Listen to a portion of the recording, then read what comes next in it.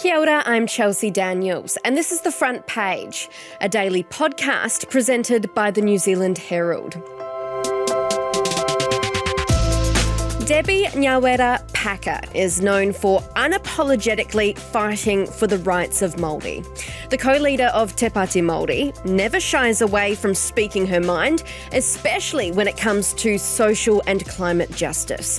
Since becoming co-leader in 2020, she's been suspended from Parliament and criticised the coalition's intent to dismantle indigenous rights. At the last election, Te Pati Māori won 6 electorate seats, its best result yet. Today on The Front Page, Debbie Ngarewa-Packer is with us to take us through how the party is gearing up for election 2026 and how they'll appeal to the masses, or if they even want to. So, Debbie, you've obviously been critical of the government's approach to Māori rights and treaty obligations. What do you see as the most urgent challenges facing Māori under the current government? Yeah, I think immediately what we have is a real challenge to democracy. Obviously, I've been really open about the inequities that this government refuses to address, such as in health and education. But I think there's also a major trust issue that I don't think this government is ever, certainly this Prime Minister is ever going to be able to resolve. And that's the way that this government has just come out and attacked Māori, every other minority and an important person that makes up the fabric of Aotearoa. Obviously, election day for the Tāmaki Makaurau by-election is this Saturday, September 6th. We did an episode the other week about it where Vic Uni Associate Professor Lara Greaves told us that it's basically a race to the finish line between Labour and Te Pati Māori. You've got Peoni Henere and Oreni Kaipara. We know it was quite a tight contest in 2023. How is it looking now this time around? Yeah, I think coming into the by-election there's some real concerning issues which I think affect the whole of Aotearoa, and that is the fact that we have around about 9,800 Māori on a dormant list, and if that's not resolved, by 2026 we effectively have them removed from being able to participate in democracy.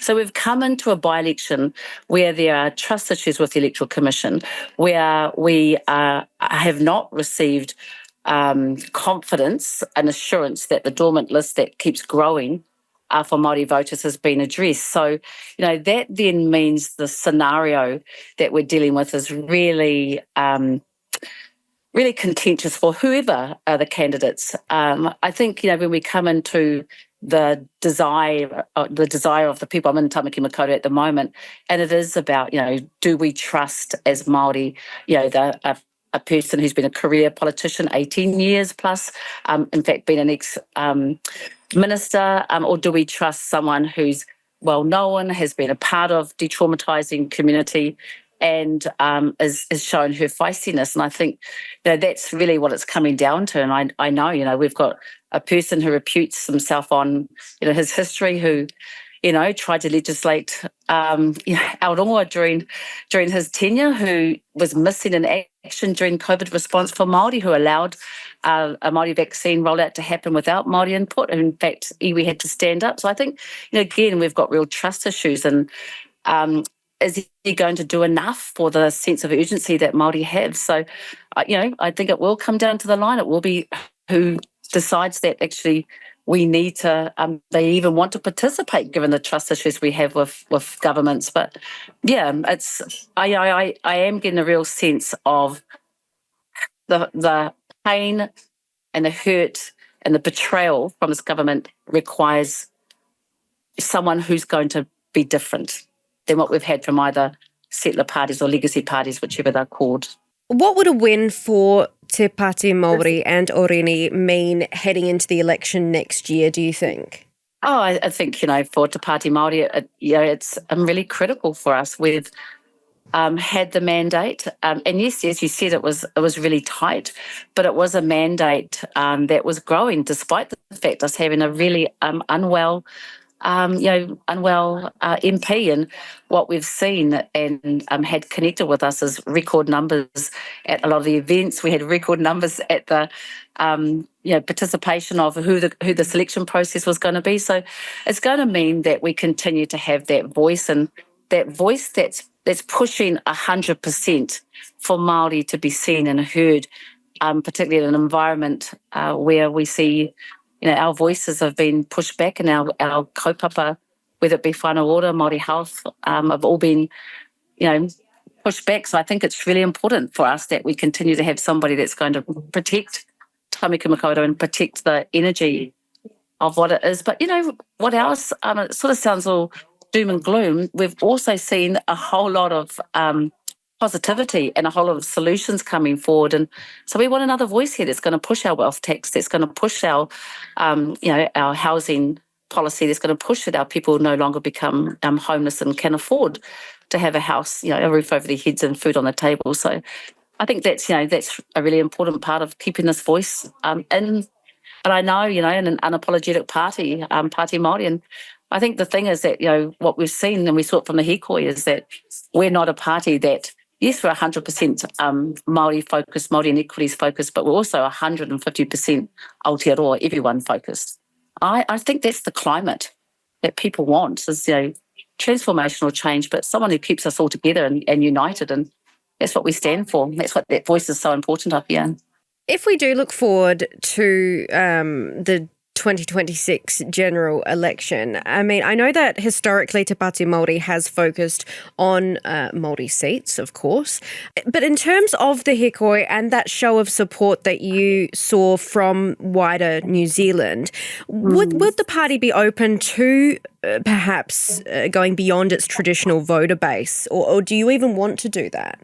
Yeah, of course. I mean, what we want to do is have a nation that respects everyone's uniqueness, diversity, that comes together and makes this an amazing nation that it is. That's what Te Tiriti represents. And what we've seen, without any doubt, and we saw it in the treaty principles submissions, and we've actually seen the regulatory standards bill, a record 98% are opposing the division that we've seen, rolling out of this sort of really, hateful government. And so absolutely, and I think we will continue to be, obviously we're an indigenous-led tangata whenua party, but that was never about living alone. We were always, united in our fight against seabed mining. We were united in our fight against, making sure that we can give good jobs, good homes and good lives, good education system for our people. That's what Te Tiriti promises. So, we've absolutely always been focused, and we use that terminology, Aotearoa hou. And I think, what we've had to contend with is a rhetoric of, they're this, they're extreme, they're this. Well, yeah, we are extremely optimistic. We are extremely Aotearoa-centric. And if we were to, look at our values, everything about it is actually bringing the balance back into life and a restorative mana approach for everybody. So, yeah, absolutely.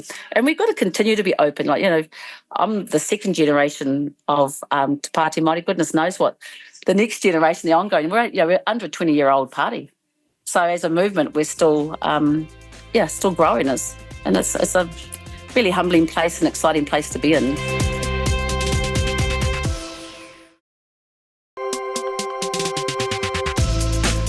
Because we fight to be the best tangata whenua we can that Aotearoa deserves, doesn't mean that we're anti anybody else. Absolutely not.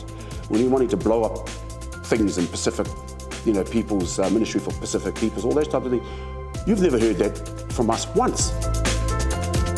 What would you say to an undecided Pākehā voter, I suppose? Do you think there's a misconception that you will only look after Māori? I think there is, and it's just so... and I think actually it's a narrative that's been deliberately designed. But I always think that actions speak louder than words. And, for an example, Rawiri and I, whānau ora, Waipareira, a lot of the heart of Te Pati Māori, which showed our actions during COVID. we looked after everyone. We looked after the whole community. And while we were all doing that together, we took the weight off the public health system and off the hospital so it could focus on those who needed that acute care. We fed everyone. We communicated at all levels to everyone. And I bet you couldn't find a single person in Te Tai Hauauru electorate that said Debbie didn't turn up for her whole community, Rawiri didn't turn up for his whole community, Whanawara didn't deliver to its whole community.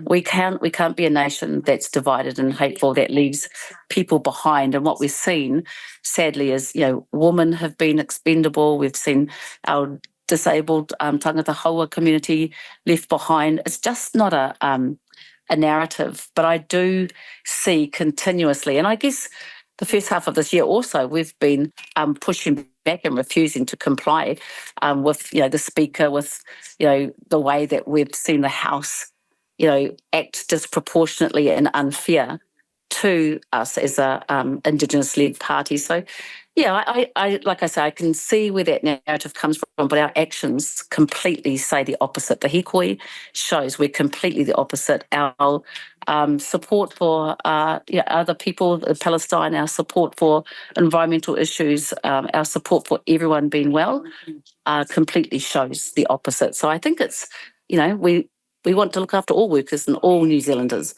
And what we want is for everyone to be given a fair chance to live well, not just the 2% who own more than 50% of the wealth of Aotearoa. So like Te Pāti Kakariki, who we get on really well with, we have a wealth tax.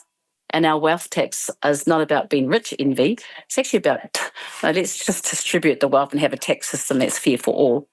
And we don't get to talk about those things a lot because the media normally wants to hear the drama of what we're doing. So and I think that's you are good at it. Yeah, I know, and I think that's because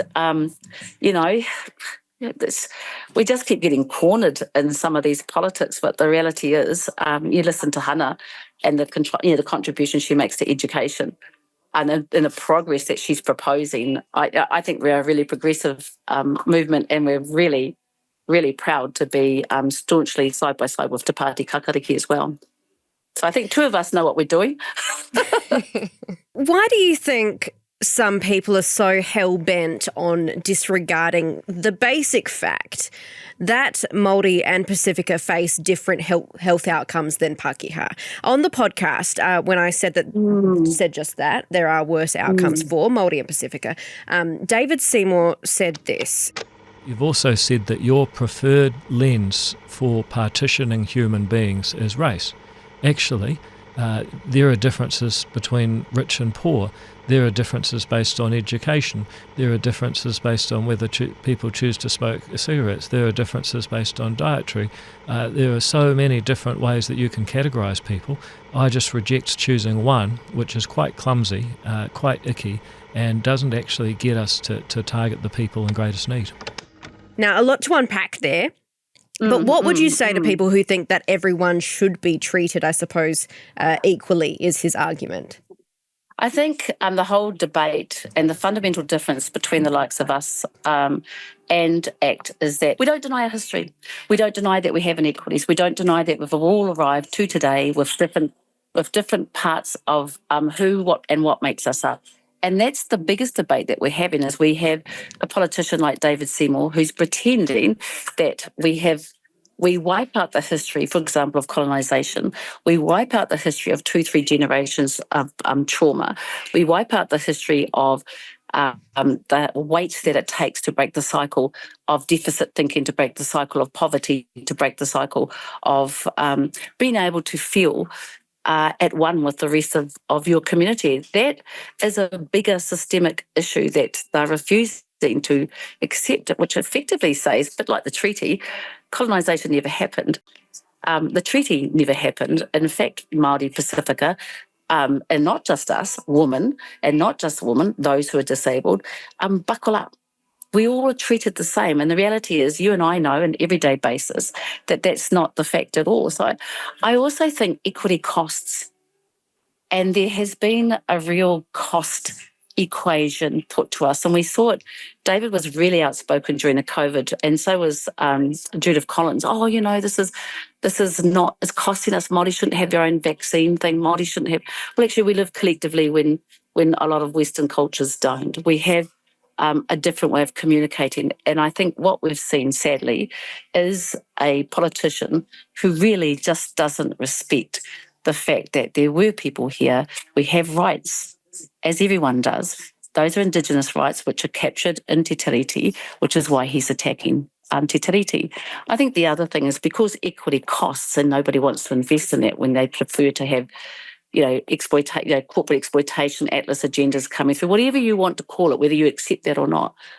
We have a different approach, and we believe in investing in equity and doing a targeted approach to addressing inequities, and let us get on and do it once for all and get us all to a stage where we can live equally. And I think that's the fundamental difference between us all, is we don't deny our history.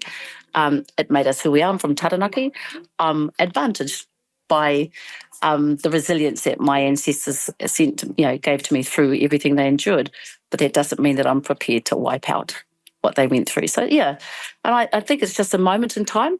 I do think that, you can see it in our young ones, Māori, non-Māori, tangata tiriti, tangata moana, whatever you want to label yourself, there is a general acceptance, a social justice acceptance that everyone deserves to be treated with dignity, and we want to live in peace. It's just, we've got some, we're a young country. We're the last of the countries that were colonised, so we've got a little bit of growth to go through, and we'll get there. It's just a bit tough at the moment.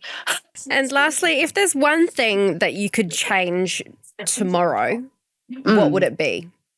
Really easy. I would, first of all, resource and invest hugely in the program of Mātaki Mai as an educational kaupapa for us as a nation, and invest time in what would transformational change be and look like. And that is a grown-up program and conversation. I think it's exciting. It happened in the past. It's had more than 10,000 people, actually 15,000 people contribute to it at varying phases. And I think that the world could see how we map out our being together, our social cohesion as an indigenous-led nation, a proud nation of Māori, and a nation that's, it's because once we do that entrenched Te Tiriti collectively with aroha, then that sets the theme for everything we do with each other. Your rights and my rights both matter. Your rights and my rights to look after our nation are just as important. But until we accept each other's rights, we're just going to continue to sort of go down this real sad lane that I think only a few are saying. And the evidence is in the hikoi, the evidence is in the Treaty Principles Bill, the evidence is in the Regulatory Standards Bill, and they get a lot of airtime. But I think that's what I would do. Thanks for joining us, Debbie. Anytime. That's it for this episode of The Front Page. You can read more about today's stories and extensive news coverage at nzherald.co.nz. The Front Page is produced by Jane Yee and Richard Martin, who is also our editor. I'm Chelsea Daniels. Subscribe to The Front Page on iHeartRadio or wherever you get your podcasts, and tune in tomorrow for another look behind the headlines.